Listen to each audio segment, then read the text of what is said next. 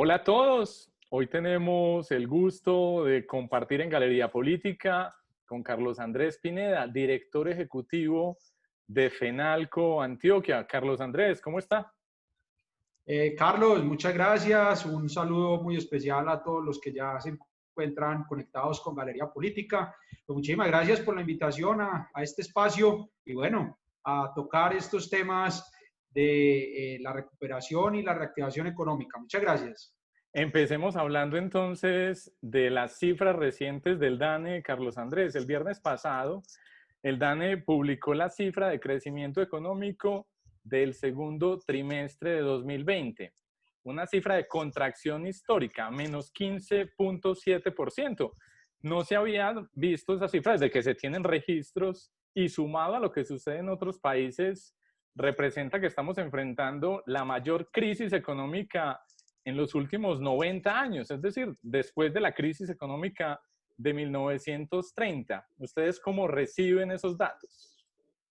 Pues Carlos, tú lo acabas de decir, esas cifras de crecimiento son de crecimiento económico, un menos 15.7% que realmente es dramático, en especial las actividades asociadas al comercio como tal, en unas cifras superiores al 33%, y dentro del comercio las cifras asociadas a turismo, a restaurantes, a toda esa cadena ampliada de las actividades recreativas, pues son dramáticas, superiores al 66%. Es por eso que desde el comercio, pues la semana anterior nos habíamos declarado en cuidados intensivos, porque realmente entendemos las medidas que han tomado los gobernantes, la gobernación de Antioquia, los alcaldes del área metropolitana del Valle de Aburrá, del área metropolitana del Oriente Antioqueño, del área metropolitana del Urabá Antioqueño.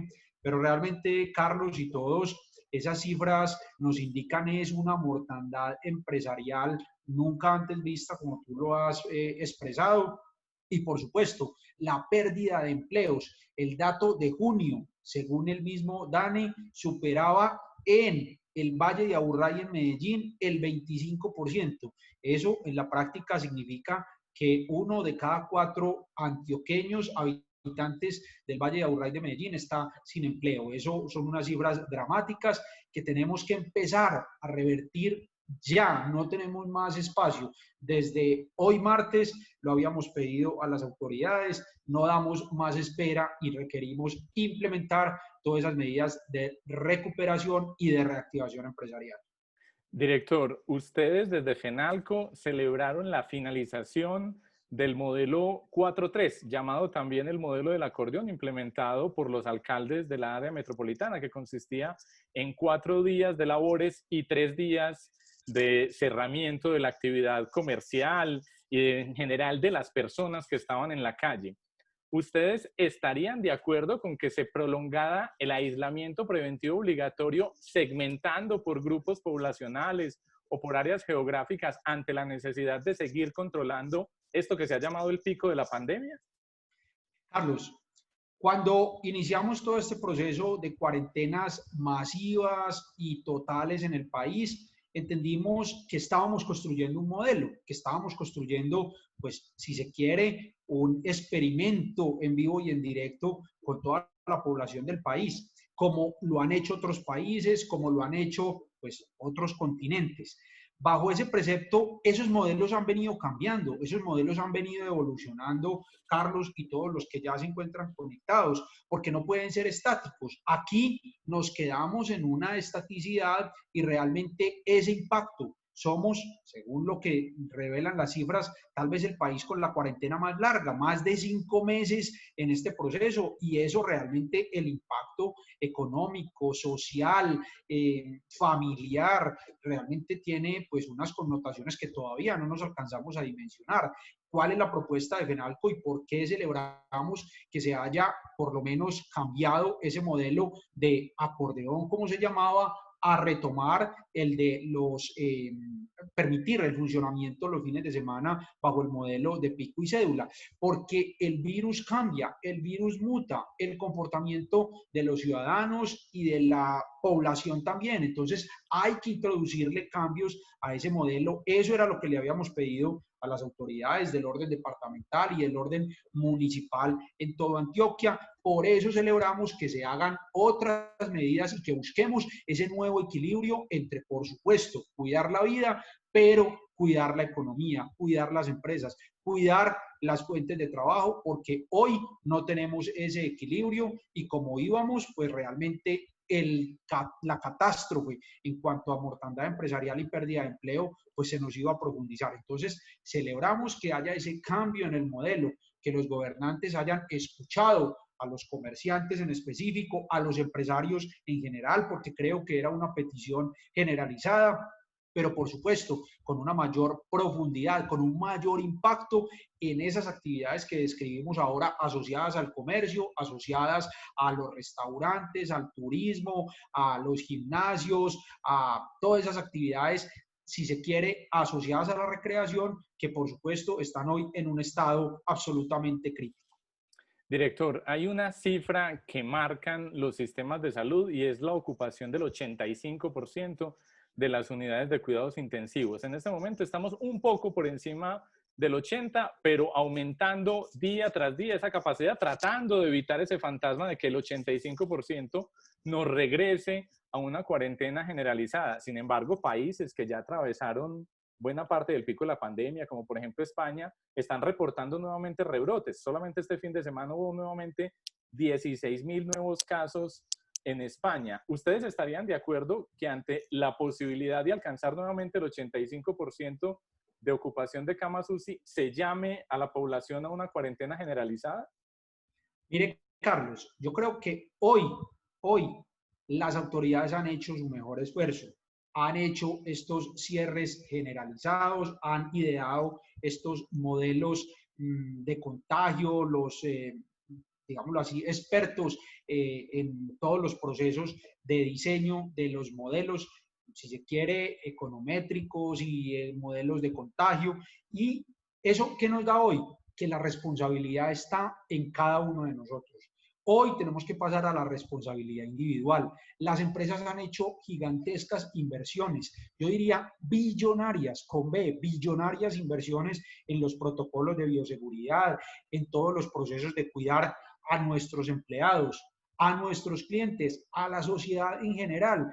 ¿Y dónde están los contagios? De acuerdo a la estadística que nos indica por lo menos la alcaldía de la ciudad de Medellín, en ese comportamiento ciudadano los fines de semana, en fiestas no permitidas, en fiestas clandestinas, está en el comportamiento de la informalidad y la ilegalidad en el centro de la ciudad, en la Comuna 10, cuando la gente no utiliza los tapabocas, no utiliza el distanciamiento, hace una regular ocupación del espacio público. Entonces yo creo que aquí pasa también en que tenemos que pues, tener una responsabilidad personal, una responsabilidad ciudadana. Por supuesto, eso pasa porque el sistema de salud se preparara. Creo que dimos estos 5 meses para que pues, todo el ecosistema de salud, las clínicas, los hospitales, los médicos, por supuesto, los gobernantes tuvieran la oportunidad de dotar ese sistema de salud de esas herramientas y pues esperemos, como lo ha dicho el señor alcalde, como lo ha pedido el señor gobernador, los alcaldes de los demás municipios de Antioquia. Hoy necesitamos una autorresponsabilidad, un cuidado personal, porque pues realmente no podemos pensar en que las personas, si no se cuidan, vamos a destruir un sistema estructural social, un sistema económico, un sistema de valores y de sociedad que tenemos y que por supuesto, vuelvo y digo, está muy claro, hoy depende de cada uno de nosotros el autocuidado y la autorresponsabilidad. Director, usted toca un punto muy interesante que es el del autocuidado, la autorresponsabilidad, lo que algunos llaman la cultura ciudadana. ¿No nos ha faltado en términos de estrategia más estudios de economía del comportamiento, psicología, publicidad para motivar a las personas a esos modelos del autocuidado? Posiblemente, Carlos, posiblemente. Y por eso desde hoy en el comercio estamos no empezando, reforzando, redoblando los esfuerzos para dar ese mensaje, porque ya el comerciante, el pequeño, el mediano empresario ha hecho todo lo que está a su alcance. Hoy, ¿qué nos queda como sociedad, como seres pensantes, como individualidad? Pues entonces saber que no utilizar el tapabocas en la calle, no utilizar el distanciamiento, no lavarnos las manos, no tener unas reglas básicas, pues puede afectar nuestra salud, puede ocasionarnos el contagio del coronavirus y, por supuesto, podría costarnos la vida. Entonces, yo creo que en eso tenemos que reforzar el mensaje desde la Federación Nacional de Comerciantes, desde el comercio organizado, desde el comercio formal y legal, pues vamos a acompañar a los alcaldes, vamos a acompañar al señor gobernador en reforzar este mensaje, pero sabiendo que es responsabilidad individual y que las autoridades lo que tienen que hacer es buscar ese control en el espacio público. Aquí en la ciudad de Medellín, la gerencia del centro de la ciudad, la secretaría, la subsecretaría de espacio público tiene que ejercer el control ciudadano y saber que aquellos que no estén dispuestos a cumplir, pues entonces no podrán estar en ese espacio público, tendrán que tener unas sanciones morales, económicas, administrativas, y en las cuales pues definitivamente no podemos seguir permitiendo que el espacio público esté al garete sin ningún control. Director, ¿ustedes desde FENALCO tienen alguna idea, algún cálculo aproximado de cuánto tiempo vamos a estar tratando de luchar contra esta pandemia antes de que llegue la vacuna? ¿Están preparados para hacerlo durante 6 meses, un año o 2 años? Pues Carlos, usted hace la pregunta del millón. Hombre, no, realmente es bien complicado porque no tenemos la posibilidad de saber cuándo va a salir esa vacuna, cuando salga esa vacuna que sea comercial. Una vez sea comercial, pues por supuesto que llegue a nuestro país, que tengamos la capacidad. Realmente creo que sería, sinceramente, especular. No lo tenemos muy claro y por eso lo que hemos pensado es que tenemos que acogernos a las palabras del señor presidente de la República, Iván Duque, que ha dicho, pues hombre, ante esa incertidumbre lo que tenemos es que aprender a convivir con esa nueva realidad. Tenemos que aprender a convivir con esta situación del virus. Tenemos es que buscar el autocuidado y la autorresponsabilidad, pero saber con nuestros gobernantes departamentales, con nuestros gobernantes locales, que tenemos es que implementar esas medidas que tengan el justo equilibrio entre la vida y la economía y aprender a convivir con ese virus, y esa responsabilidad, pues vuelvo y repito, a pesar de ser tan insistente, recae en cada uno de nosotros. Voy a cambiarle la pregunta, director, pero bajo el mismo escenario. En estos días, el gobernador encargado, Luis Fernando Suárez, decía que teníamos que irnos preparando para utilizar el tapabocas en Navidad. ¿Usted está de acuerdo con eso? Posiblemente creo que sí. No tengo los datos, no tengo el modelo diseñado por los técnicos de la gobernación, pero no es descabellado y creo que es una situación perfectamente normal y tal vez, ni siquiera en Navidad, tal vez por un año más, porque realmente los tiempos del diseño, vuelvo y digo, de la producción y la comercialización de la vacuna posiblemente nos den un año. Entonces, no nos suena descabellado y por eso es que insistimos en que no puede ser el modelo de seguir permaneciendo la economía cerrada. No, tenemos que aprender a convivir con esa situación y posiblemente por un año, si no es que por mucho más, Carlos. Director, para ir finalizando, ¿usted es optimista, moderadamente optimista o pesimista con respecto a la recuperación económica? Pues vea, en FENALCO siempre somos optimistas y en FENALCO tenemos una frase: siempre vemos el vaso medio lleno y no medio vacío.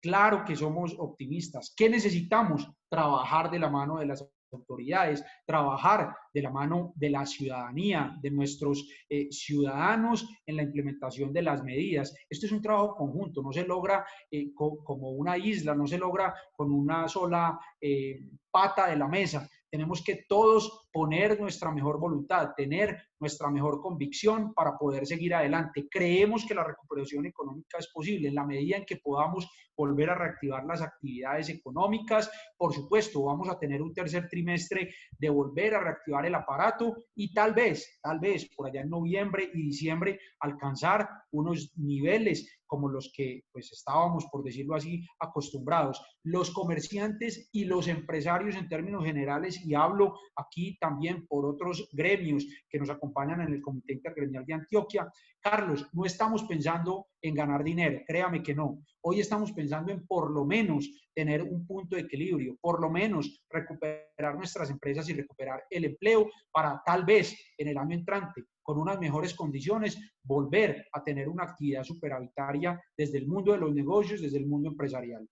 Hablando de ese tema de los negocios y del mundo empresarial y hablando del empleo, ¿ustedes son partidarios en FENALCO de que se tramite una reforma laboral que flexibilice las formas de contratación en Colombia, que se tramiten estos días?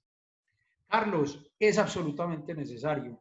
Ni siquiera es que seamos partidarios. Hemos propuesto la fórmula. Creemos que definitivamente en Colombia necesitamos tener una flexibilidad precisamente para todos esos informales, precisamente para todos esos que se van al rebusque, porque las normas laborales son absolutamente rígidas y aquí con el perdón de todos nuestros colegas de los sindicatos que defienden unos pocos empleos, aquí tenemos que pensar en global, tenemos que pensar en todos. Y créame, eso no es una fórmula para abaratar los costos laborales o para buscar un mejor ingreso por parte de las empresas. Hoy es absolutamente necesario para darle empleo a aquellos que no lo tienen, para poder recuperar hoy ese 19.7% de desempleo a nivel nacional, pero más del 25% de desempleo en Antioquia, en Medellín y en el Valle de Aburrá. 1 de cada 4 personas en posibilidad de trabajar no lo tiene en nuestro Valle de Aburrá. ¿Qué vamos a hacer con todos ellos? Es absolutamente necesario, prioritario, urgente e inmediata la necesidad de hacer una reforma que nos permita ampliar esas posibilidades de empleo para aquellos que hoy no lo tienen. Director Carlos Andrés Pineda, muchas gracias por acompañarnos hoy en Galería Política. Carlos, a ti muchas gracias por la invitación, a todos los que nos acompañan conectados y por supuesto siempre dispuesto a la invitación que nos hagas a Galería Política. Muchas gracias. Gracias a todos ustedes. Nos vemos en una próxima ocasión.